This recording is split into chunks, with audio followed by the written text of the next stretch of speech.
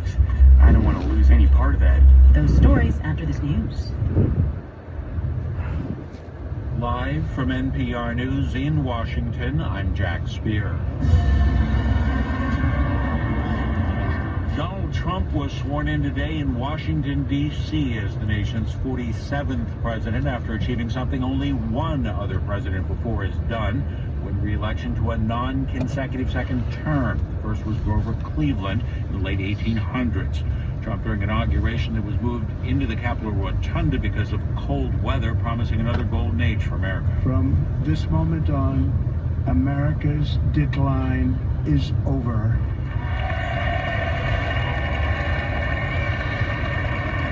Trump has laid out a blitz of executive actions, including efforts to reduce prices. I will direct all members of my cabinet to marshal the vast powers at their disposal to defeat what was record inflation and rapidly bring down costs and prices. It was a comparatively brief inaugural address. Trump spoke for just under 30 minutes. One executive order President Trump has said he'll move ahead on is declaring a national energy emergency. Here's Asma Hall reports it's all part of a broader vision to boost natural resource production in the U.S. Trump aims to cut red tape and regulations in the energy industry and enable the United States to produce more coal. He also intends to sign a specific executive order aimed at Alaska's natural resources.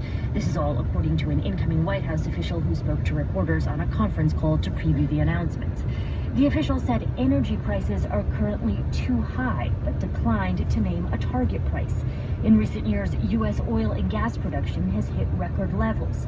Trump also plans to end what he refers to as Biden's electric vehicle mandate and end efforts to limit consumer choices on items like gas stoves and dishwashers. Asma Khalid, NPR News. Some of the world's top technology giants played key roles in the lead up to the inauguration of Donald Trump as the nation's 47th president. NPR's Windsor Johnson reports big tech stands to gain if the Trump administration goes soft with regulation and antitrust enforcement. In the weeks after the election, the CEOs of Tesla, Meta, and TikTok were quick to throw their support behind Trump, holding meetings with him at Mar-a-Lago and donating millions of dollars for his inauguration. Former Trump White House chief strategist Steve Bannon calls it a sign of their official surrender to Trump. They're not there because they support Trump. They're there because the Trump movement and President Trump broke them. In his final address to the nation, former President Joe Biden warned that an oligarchy is taking shape in America and said a dangerous concentration of power is in the hands of a few ultra-wealthy people. Windsor Johnston, NPR News, Washington. U.S. financial markets are closed for the Dr. Martin lack Luther of King Jr. holiday self-awareness on today. that view. Stocks closed mostly higher in Asia and Europe. You're listening to NPR. This is WFAE News. I'm Nick Della-Canal. On this Martin Luther King holiday, people around the Charlotte area are remembering and honoring the civil rights leader with marches, memorials, and community service. A parade stepped off in Kannapolis earlier today, while in Charlotte, the Harvey B. Gantt Center hosted a full day of programming. The events are taking place amid a brutal cold snap in our area. A blast of Arctic air will keep temperatures around Charlotte near or below freezing at least through Thursday morning. Clay Cheney is a forecaster with the National Weather Service. He says it's been years since Charlotte was this cold. We haven't seen temperatures quite this cold since around 2022. Even then, the temperatures were colder then, but we just haven't had a really good blast of cold air since then. The cold air could freeze pipes and strain the energy grid as more people crank the heat. Former Republican candidate for state superintendent Michelle Morrow has founded a nonprofit lobbying group. WUNC's Liz Schlemmer reports. Morrow announced the creation of the National Alliance for Education Reform last week. It's registered as a 501c4 nonprofit, a designation that allows for lobbying and political activity. Morrow said she hopes to lobby at both the state and federal level for education reforms. When I saw what President Trump's intentions are to change education, I thought this is going to be great, but we're going to need boots on the ground around the country to make his initiatives happen in all 50 states. Morrow will serve as the organization's executive director.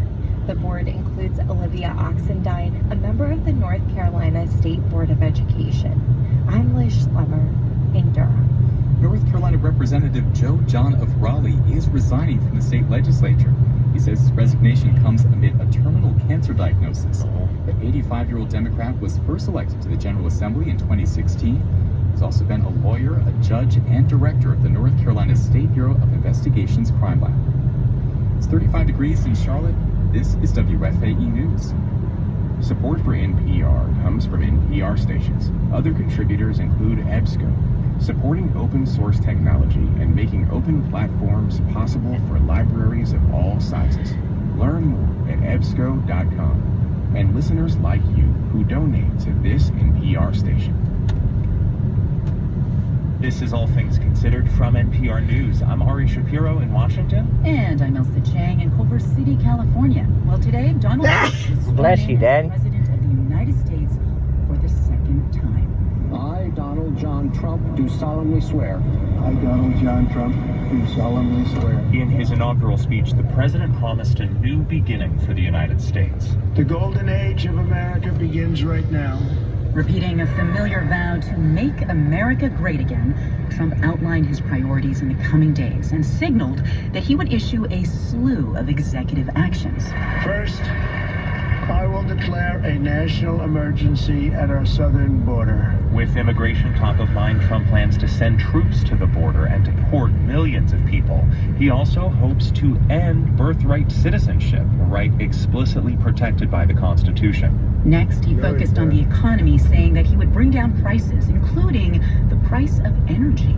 That is why today I will also declare a national energy emergency. We will drill, baby, drill.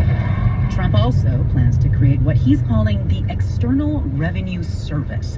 The goal, he says, is to collect tariffs and other revenues from foreign sources. Trump then turned to diversity, equity, and inclusion efforts in the government, saying he would end government policies created to promote race and gender diversity. As of today, it will henceforth be the official policy of the United States government that there are only two genders, male and female. President Trump also invoked the history of U.S. colonialism, vowing to rename the Gulf of Mexico to the Gulf of America and restore Alaska's Denali to its previous name, Mount McKinley.